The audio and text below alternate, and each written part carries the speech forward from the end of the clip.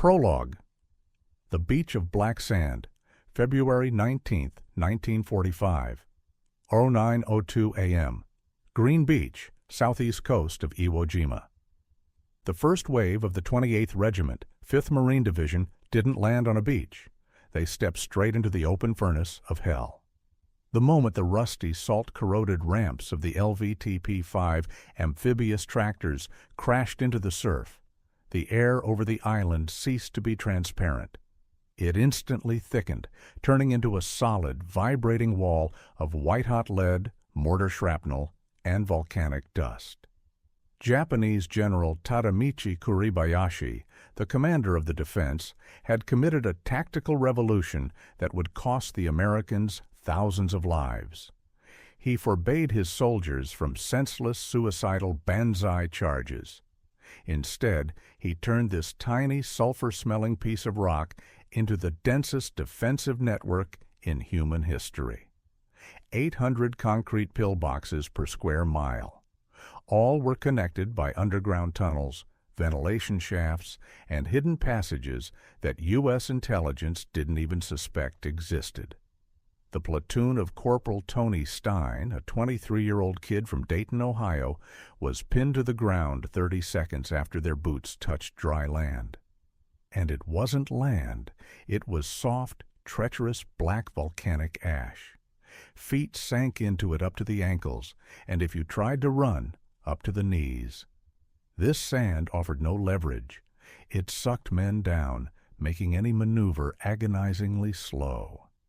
The elite fighters of the Marine Corps resembled flies stuck in tar, while an invisible enemy sprayed them with withering fire from the commanding height, the extinct volcano Suribachi, which loomed over the beach like a cyclopean eye.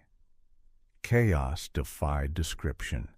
Boys fell before they could even flick the safeties off their rifles.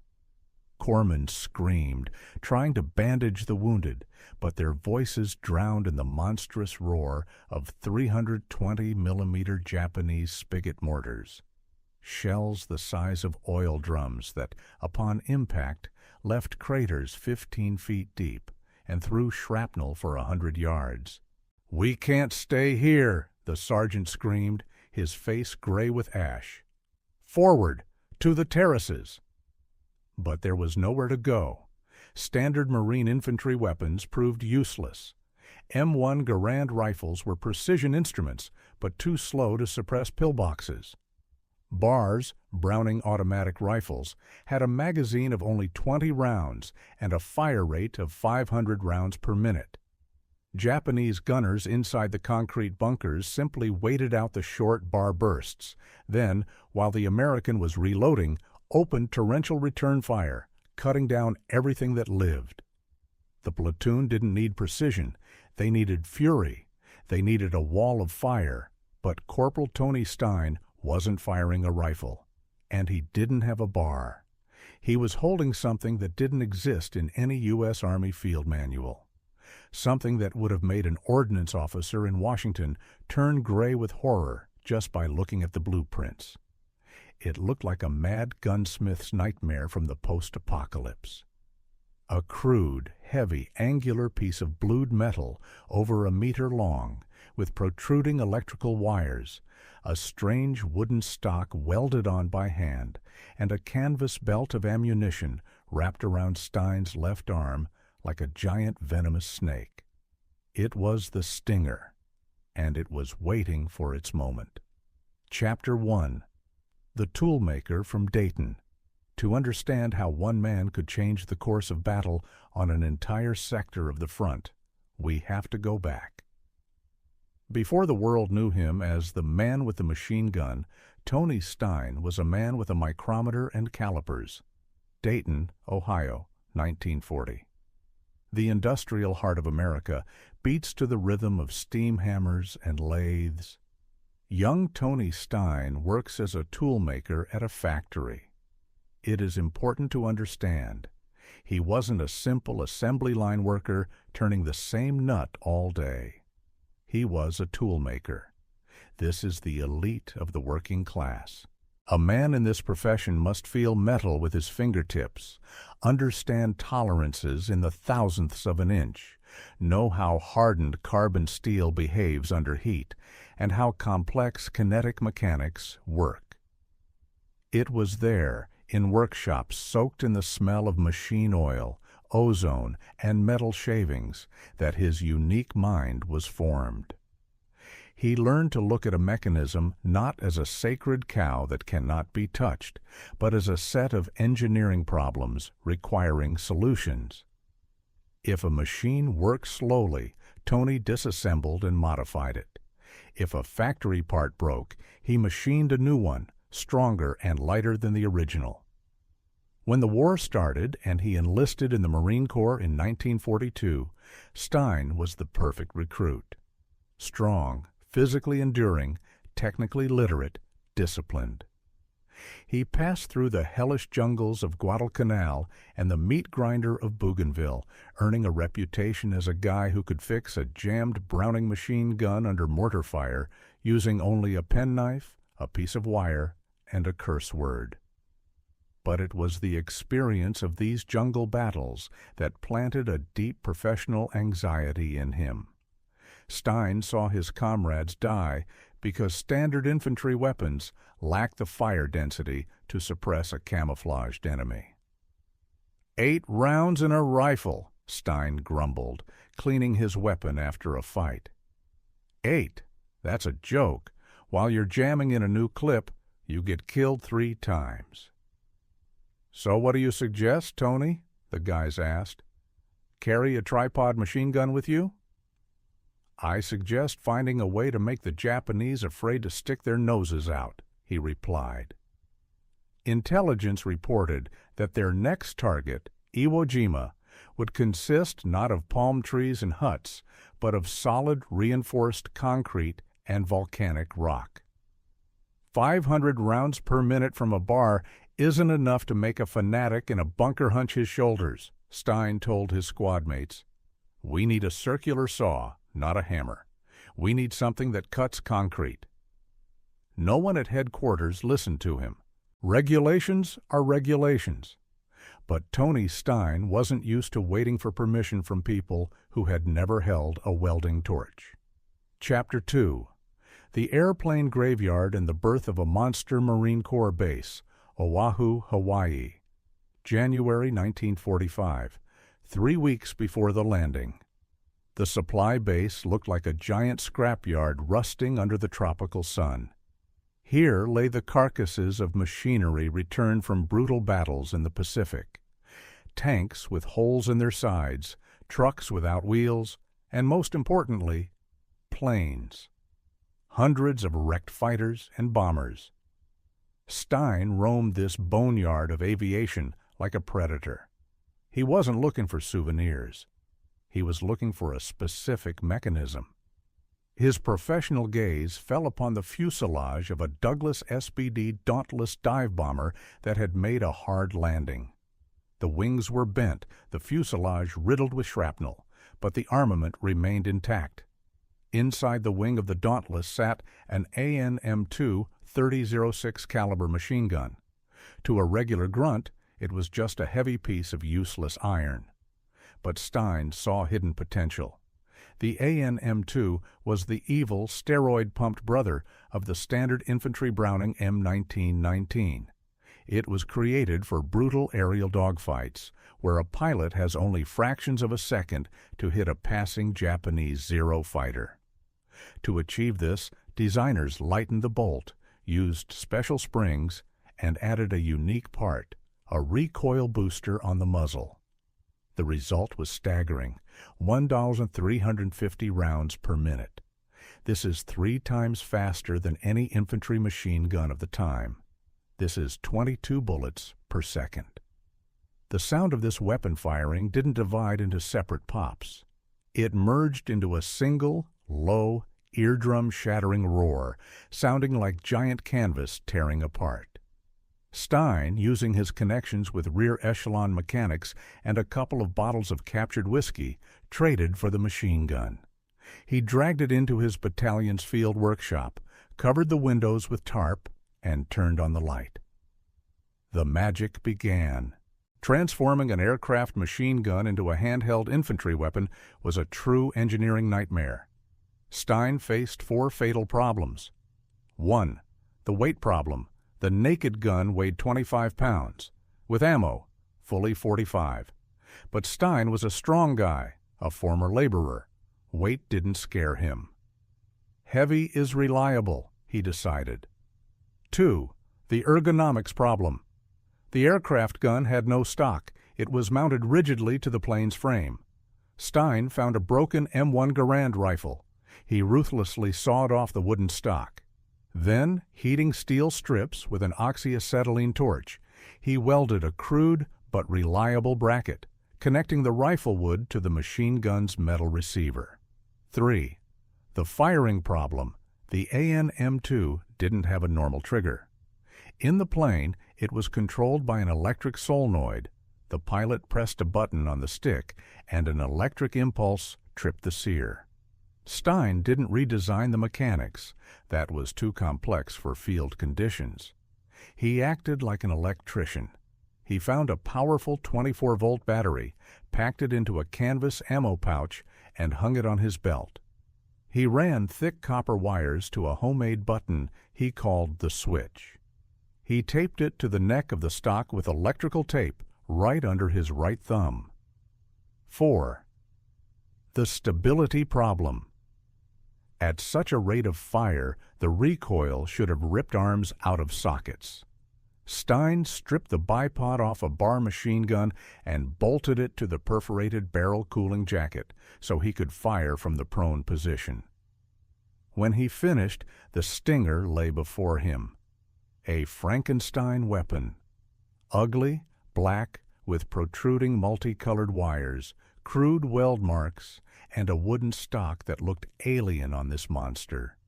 It had no safety. It had no sights. Stein rightly decided that at 1,350 RPM, you aim with the stream of tracers, like a hose. Sergeant Mel Greathouse, who peeked into the tent and saw it, whistled quietly. "Tony, that thing is either going to kill every Jap on the island, or it's going to explode in your hands and blow your head off." "I'll take the risk," Stein replied, wiping his oily hands with a rag.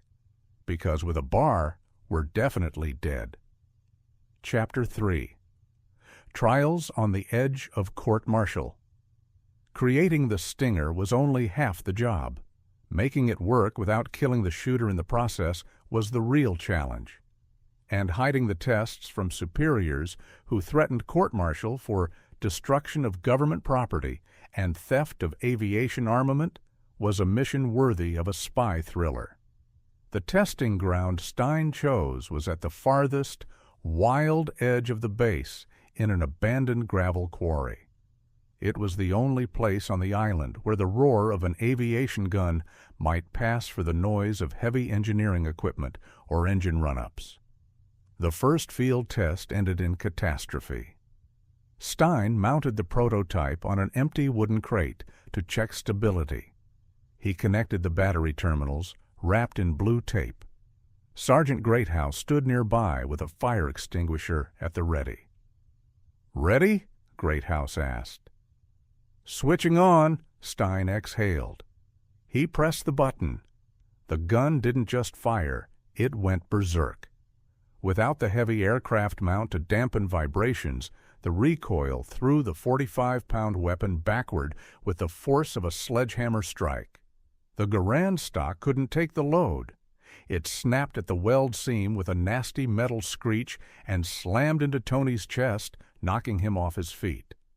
The barrel, losing support, jerked vertically upward, and the last 10 rounds of the belt went into the tropical sky. Stein lay in the red dust, greedily gulping air. A massive crimson bruise was already spreading on his chest under his coveralls. "You alive?"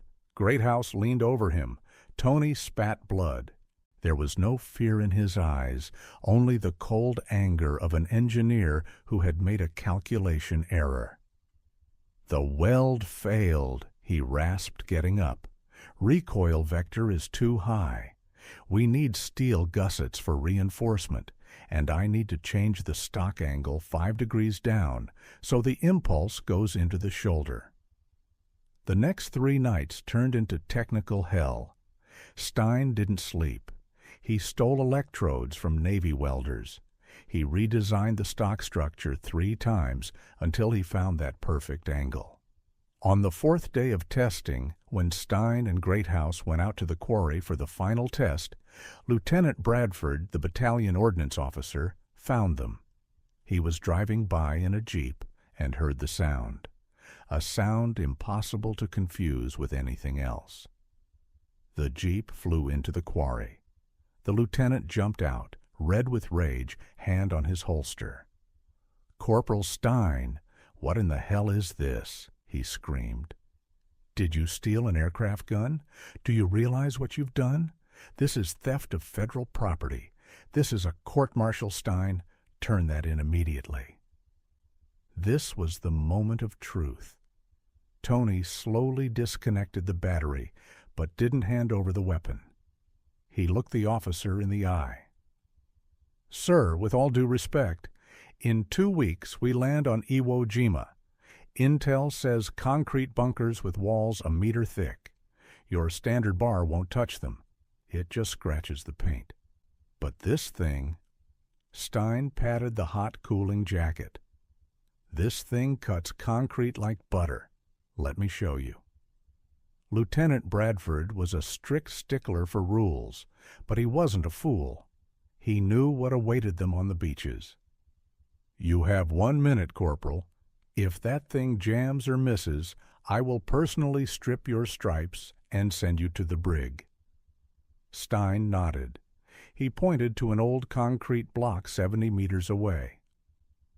"See that block, sir? Imagine that's a Japanese pillbox aperture." Tony hoisted the Frankenstein. He braced the stock against his hip, legs spread wide. Click of the switch. Brrrr! A 2-foot tongue of muzzle flash erupted from the barrel. The tracers merged into a single laser beam. The concrete block didn't just take hits, it began to evaporate. In 4 seconds, Stein put 100 rounds of .30-06 into a single point. The kinetic energy of the impacts was so monstrous that the concrete crumbled to dust, exposing the rebar, which was instantly sheared like straw by the bullets. When the belt ran dry, a ringing silence hung in the quarry. Lieutenant Bradford slowly took off his cap and wiped the sweat from his forehead. He walked up to Stein, looking at the ugly weapon no longer as trash, but as salvation. "I didn't see this, Corporal. This conversation never happened. If anyone asks, you found it on the beach. And one more thing, make 5 more of them. For Greathouse's boys. We're going to need them. Chapter 4, The Black Hell of Iwo Jima, February 19th, 1945, 09:05 a.m., back on Green Beach." Stein connected the battery terminals on his belt. He checked the belt feed. Unlike the bar with its pitiful 20 rounds, Stein had a 100-round belt packed into a .50 caliber ammo box he had modified and reinforced. He stood up. In this hell, where raising your head meant instant death from a sniper's bullet, he stood up to his full height. The nearest Japanese pillbox was 40 meters away. From its narrow aperture, a heavy Type 92 machine gun, nicknamed the Woodpecker by Marines for its distinctive sound, was hammering away. It kept the entire platoon pinned. Stein threw the canvas sling over his shoulder, braced the stock against his right hip, and pressed the button. Brrrr! The sound of the stinger paralyzed everyone nearby, Americans and Japanese alike. It wasn't a rattle. It was a mechanical roar of death. A stream of lead with a density of 20 bullets per second slammed into the aperture. The concrete began to explode in clouds of gray dust. Bullets flew inside, ricocheting off the walls, turning the interior into a blender. The Japanese gun fell silent instantly. It was simply sawed in half along with its crew. Stein didn't stop. He swept fire to a group of Japanese riflemen trying to run between boulders. The tracers drew a fiery arc in the air. 3 Japanese soldiers fell, literally cut apart by the squall of fire. The belt ran dry in 15 seconds. Stein stood in the middle of the beach with a smoking, red-hot piece of metal. Smoke smelling of burnt oil and paint poured off the jacket. "I need ammo," he screamed, drowning out the noise of battle. But the ammo carrier was dead. The nearest supply dump was at the water's edge, 150 meters behind, right at the surf. Stein looked at his heavy regulation boots, which sank into the soft ash with every step. "To hell with it," he thought. He sat down right under fire, quickly unlaced them, and kicked them off. He threw off his heavy steel helmet. He threw off his flak jacket and coat. He remained in just a sweat-soaked green T-shirt and wool socks. He ran back toward the sea. Without protection, light, fast as the wind. Reaching the landing craft, he grabbed 2 heavy boxes of belts. On the way back, he saw a wounded Marine, Corporal Johnson, lying with shattered legs, screaming in pain. Medics couldn't reach him due to the fire. Stein, already loaded with 50 pounds of ammo, scooped Johnson up with his free arm, threw him over his shoulder, and dragged him to the medical boat. Dropping the wounded man with the medics, he turned 180 degrees and ran back into the fight. Uphill, through black sand, in his socks, over volcanic rocks sharp as razors. This was the first run. There would be 8 of them that day. Chapter 5. The Marathon of Blood and Iron Run. 3. Duel with a Sniper. By 10 a.m., Stein had already made 2 runs. His feet were bleeding, but adrenaline dulled the pain. Returning to position, he faced a new threat. A Japanese sniper was hiding in a spider hole, a perfectly camouflaged trapdoor with a lid made of grass and sod, and was methodically picking off sergeants and radio men. Stein couldn't see the sniper, but he saw the approximate direction, a clump of dry grass moving slightly against the wind. A normal rifleman wouldn't risk shooting blindly so as not to reveal himself. Stein did it differently. He used the stinger like a giant scythe.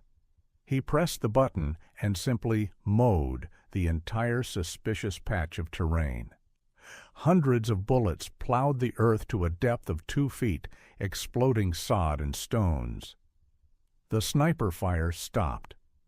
When Marines approached the spot later, they found what was left of the Japanese shooter and his cover. Everything had been turned into a sieve. Run 5. Saving the officer. Around noon, the situation on the right flank became critical. A lieutenant commanding the adjacent squad was hit in the chest and lay in the open, bleeding out. 2 corpsmen who tried to reach him were killed by a gunner from a camouflaged bunker.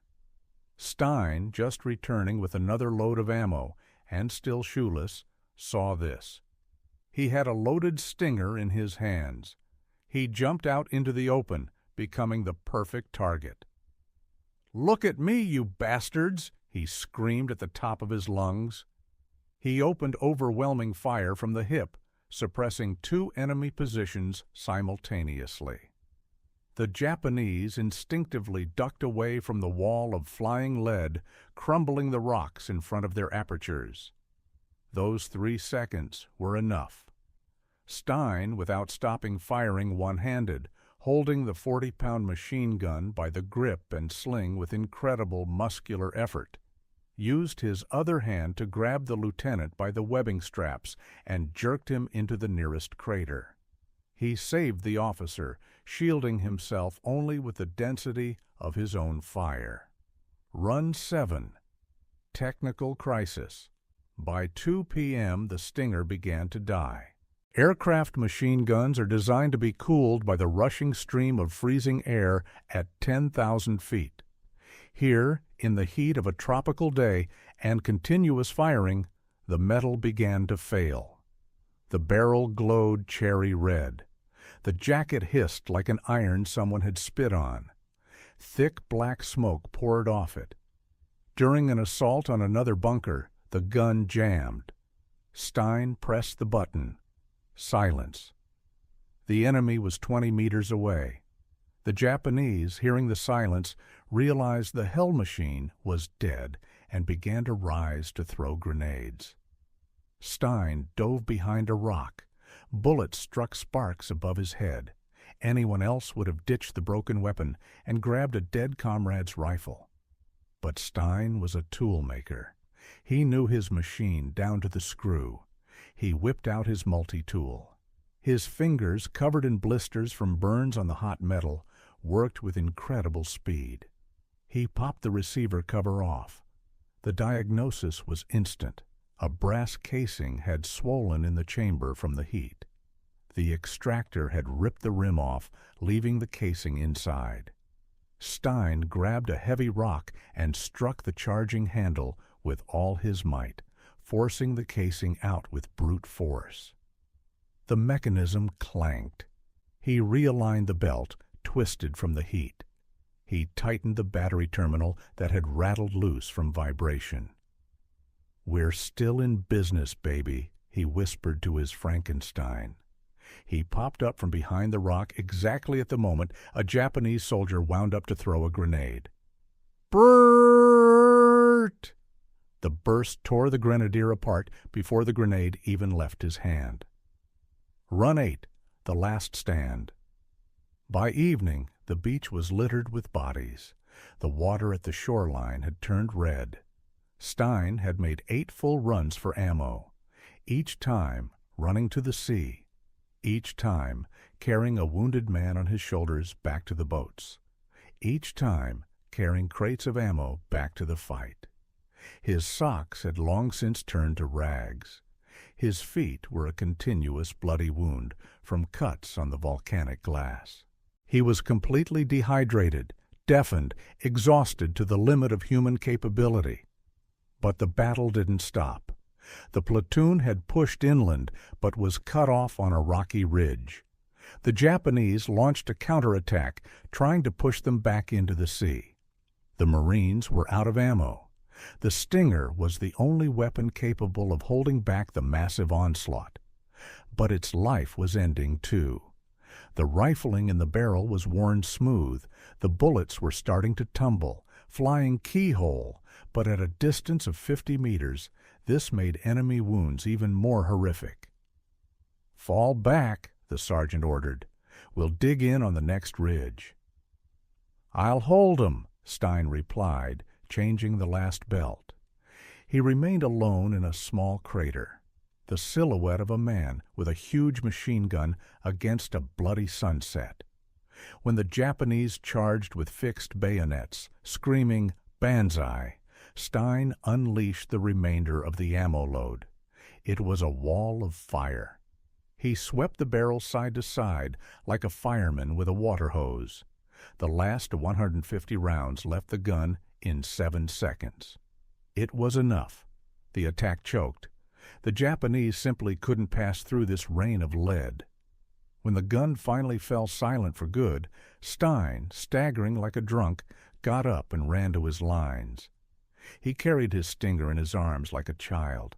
He didn't abandon it, even now that it had become a useless pile of melted iron. Chapter 6. Brotherhood of Steel and Lost Artifacts. The toll of Day 1. In 24 hours, Corporal Tony Stein, armed with a homemade machine gun, personally destroyed 6 concrete pillboxes, 2 mortar positions, approximately 20 Japanese soldiers in open combat. He saved the lives of a dozen wounded Marines, dragging them to the sea during his ammo runs. His Stinger became a legend. But history often misses the fact that there wasn't just one Stinger on Iwo Jima. There were 6. Sergeant Mel Greathouse, Stein's friend and squad mate, was also armed with this monster. Greathouse didn't have Tony's engineering talent, but he possessed the same fury. On the days Stein stormed the beach, Greathouse was operating on the flank. Eyewitness accounts describe a scene worthy of a Hollywood blockbuster, but it is a documented fact. Greathouse faced a Japanese banzai charge in a narrow ravine.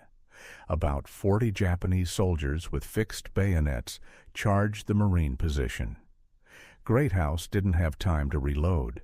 He had one belt. He pressed the trigger and didn't let go for 4 seconds. The Stinger spat 100 bullets in one continuous burst. Because of the monstrous rate of fire, the sound of shots merged into a single roar, like the fabric of the universe tearing. The barrel glowed white and bent under its own weight at the end of the burst. But when the smoke cleared, the attack ceased to exist. Not a single Japanese soldier was left standing in the ravine. The tragedy of this weapon lies in its fate. After the end of the Battle of Iwo Jima, command began collecting trophies and inventorying gear. The Stingers were deemed unauthorized, homemade weapons. They weren't sent to a museum. They weren't saved as relics. Rear echelon officers, following strict instructions, ordered the destruction of the dangerous improvisations. 5 of the 6 Stingers were disassembled or thrown into the ocean right off the coast of Iwo Jima. The last one, belonging to Sergeant Greathouse, was sent to the testing grounds at Quantico for tests, and vanished without a trace in 1946. Today, we have not a single surviving example. All that remains of Tony Stein's genius invention are a few grainy black and white photos of him posing with the Frankenstein on Hawaii, and the legend passed from mouth to mouth. Chapter 7: Anatomy of a Miracle and the Death of a Hero. Tony Stein continued to fight for another 10 days. He found another rifle, then another machine gun. He didn't go to the rear, despite his shredded feet, which were festering with infection. The guys from the 28th Regiment said that as long as the howl of the Stinger could be heard, even if it was Greathouse firing, everything would be okay. Tony is here, March 1st, 1945. Reconnaissance in force near Hill 362A. Stein's platoon came under withering crossfire. The Marines were pinned down. Tony volunteered to locate the position of the machine gunner hampering their advance, to direct a Sherman tank onto him. He popped out of cover with binoculars. One shot. A Japanese sniper, who perhaps had been hunting for that guy with the hell machine since day one, didn't miss. The bullet hit Stein in the head. He died instantly, before he could even realize the war was over for him. He was 24 years old. A year later, on February 19, 1946, in the Rose Garden of the White House, President Harry Truman presented the Medal of Honor, the highest military award in the U.S., to Tony Stein's widow. The citation, usually dry and formal, contained words rarely found in official documents. For unprecedented boldness, technical ingenuity, and personal courage beyond the limits of human endurance. Technical legacy. To understand the magnitude of Stein's feat, look at the numbers. BAR, 500 rounds per minute, magazine runs out in 2.5 seconds. Reloading, 4 seconds. Stinger, 350 rounds per minute, a wall of fire, psychological shock that makes the enemy freeze. Stein, the kid from Dayton with calloused hands and a greasy cap, intuitively understood what generals would only realize 10 years later. Infantry needs the firepower of a tripod machine gun in the hands of a single soldier. In 1957, 12 years after Stein's death, the U.S. Army adopted the M60 machine gun. Look at the M60. Belt feed? Yes. Stock in line with the barrel? Yes. Bipod on the barrel? Yes. Caliber .308, analogous to .30-06? Yes. The famous pig we saw in Rambo's hands and in footage from Vietnam is the direct ideological descendant of the ugly Frankenstein welded in a garage on Hawaii. Iwo Jima was taken on March 26, 1945. The cost was monstrous, 6,800 dead Americans. But the flag over Mount Suribachi was raised. Tony Stein didn't see that flag, but he was the one who paved the road to it through the black sand of Green Beach, running barefoot on razor blades. If this story of insane bravery and engineering genius made your heart beat faster, subscribe to the channel right now. We find forgotten blueprints, lost reports, and incredible destinies to tell you the truth about war. Comment below. Do you think a modern soldier could create such a weapon in the field today? Hit the bell. The next story will be even more shocking. See you there.